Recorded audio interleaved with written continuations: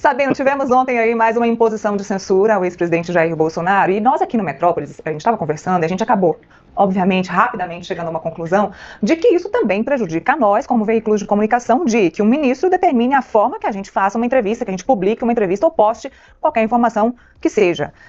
Tá aí mais um dia que o ministro Alexandre de Moraes, eu ia dizer que ele nos surpreende, mas nem surpreender mais, ele nos surpreende. Obviamente um cerceamento, uma censura, né? Mais uma censura, né? Uma censura muito pitoresca, né? Eu diria, porque ele não, veja, a primeira ordem, que já não faz sentido, né? Era para que o Jair Bolsonaro não utilizasse mais as redes sociais dele, né? O que obviamente já atenta contra a Constituição, porque o Jair Bolsonaro não está preso, apesar de praticamente estar, né? Não teve prisão decretada, ele não foi condenado, né? Um preso tem a liberdade de expressão mais limitada, né? Tanto é que, por quê? Porque pode representar uma ameaça à ordem, esse tipo de coisa. No entanto, em 2019, o Lula, então preso, pôde dar uma entrevista por deliberação do STF, que disse que ele tinha direito à sua liberdade de expressão, né? Então, veja, o Bolsonaro não está preso. Mesmo que estivesse preso e alguém quisesse fazer uma entrevista com ele, dado o precedente, ele teria o direito de ser entrevistado, certo? Bom, agora o Alexandre de Moraes se sai com essa de que o Jair Bolsonaro, qualquer fala do Jair Bolsonaro, qualquer declaração do Jair Bolsonaro não pode ser reproduzida em rede social alheia, seja da imprensa, por exemplo, no caso do Metrópolis, seja em qualquer outra. Só que não existe imprensa sem rede social, certo? Não existe imprensa sem rede social. Não adianta dizer, não, eu não estou censurando a imprensa, eu estou censurando as redes sociais, impedindo apenas que o Bolsonaro se manifeste em redes sociais da imprensa. Isso é censurar a imprensa também, é cercear a imprensa. Além do mais, a imprensa não tem capacidade, nem mesmo o direito, de evitar que o seu noticiário seja reproduzido em redes sociais outras, alheias, né, de terceiros. Ou seja, o que o Alexandre de Moraes criou ontem foi uma censura geral, total e irrestrita. Inclusive, impedindo também a liberdade de informação do cidadão, porque o cidadão tem o direito de informar-se, certo, sobre assuntos que dizem respeito ao país. Obviamente, um ex-presidente da República acusado de tramar um golpe de Estado e que está sendo processado e que acabará indo para a prisão, você sabe a opinião, as opiniões, os pontos de vista desse sujeito são de interesse público, independentemente de ser o Bolsonaro ou qualquer outra pessoa.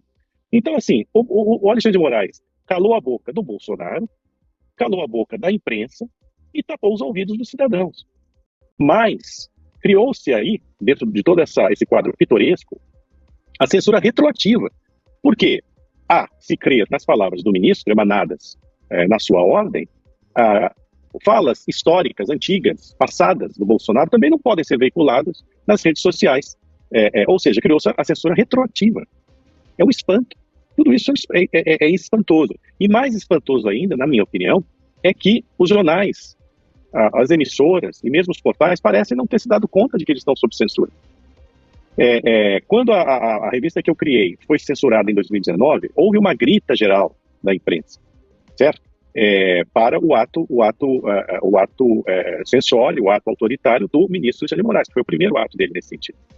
Hoje, talvez não existisse mais essa grita, porque a imprensa parece que está concordando, né, pelo fato de ser o Bolsonaro. Veja, eu não estou aqui, repito pela enésima vez, para defender o Bolsonaro. Eu estou aqui para defender os direitos dos cidadãos que estão previstos na Constituição Federal.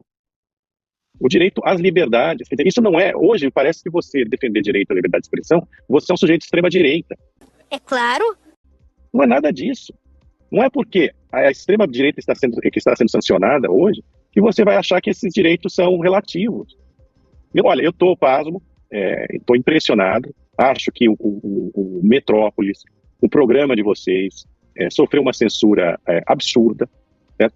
E eu não me perguntam onde é que isso, me perguntaram onde é que vai terminar. Senhores, já terminou. Nós estamos vivendo num estado de censura, né, de ameaça permanente. Até porque, veja, um órgão de imprensa não vai colocar o Bolsonaro falando, né, nas suas redes sociais, ou vai reproduzir, mesmo que uma fala antiga do Bolsonaro, porque o próprio órgão de imprensa passará a ser objeto de retaliação da justiça, de punição da justiça. É terrível o que a gente está vendo. Ou seja, a autocensura foi instalada no Brasil, censura prévia também.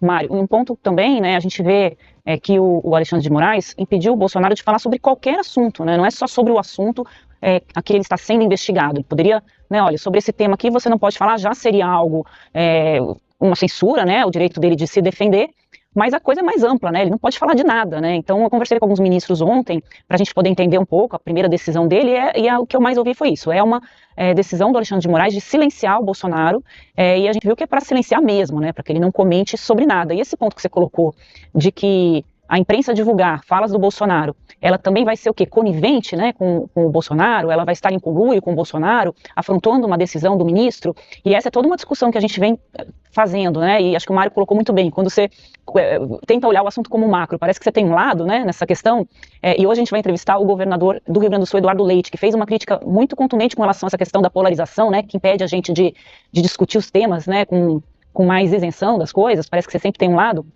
Mas quando o Bolsonaro o Alexandre de Moraes coloca essa questão da imprensa e a gente discute no país a regulamentação das redes sociais, e um ponto defendido pelo ministro é que as redes sociais sejam obrigadas a previamente retirar conteúdos antes de uma decisão judicial, justamente o temor que se tem é esse, né, Mário, que a gente recai aí por uma censura, porque quem é que vai decidir que aquilo que foi postado deve ser retirado do ar ou não, né? São pessoas vinculadas ali ao governo da ocasião, né?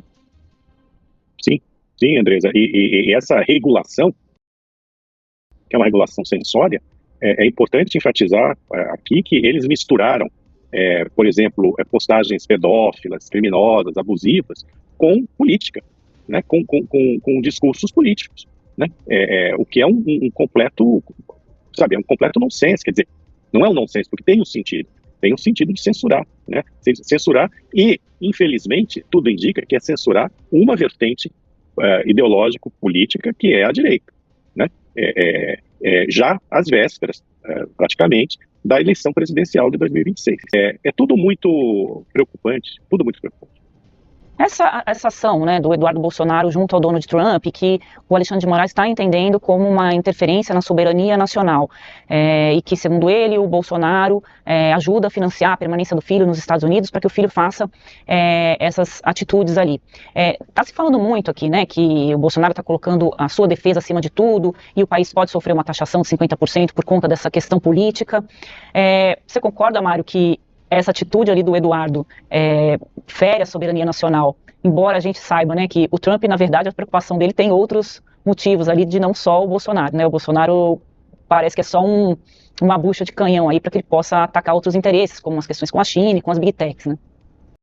É óbvio que a única preocupação do Bolsonaro é uma anistia, é sair livre desse processo, né, e para tanto o seu filho e outros partidários dele foram bancadas e bandeiras, né, aos ouvidos do Donald Trump e do seu governo, né? Assim como a única preocupação do Lula, do governo do PT, né, é aliar-se ideologicamente, né, fazer valer o seu ponto de vista ideológico, né, aliando-se à China e à Rússia, né, com o seu anti-americanismo típico da esquerda. Obviamente, o Trump usou o Bolsonaro, até porque estão ali as vivandeiras bolsonaristas no ouvido dele, né, para retalhar o Brasil, porque o Lula saiu-se com essa ideia estapafúrdia de trocar o dólar por outras moedas, né, rublos, yuans, reais, rúpias, sei lá o quê, né, como trocar o dólar como moeda de troca internacional. Ele vai chamar de janjas. Janjas.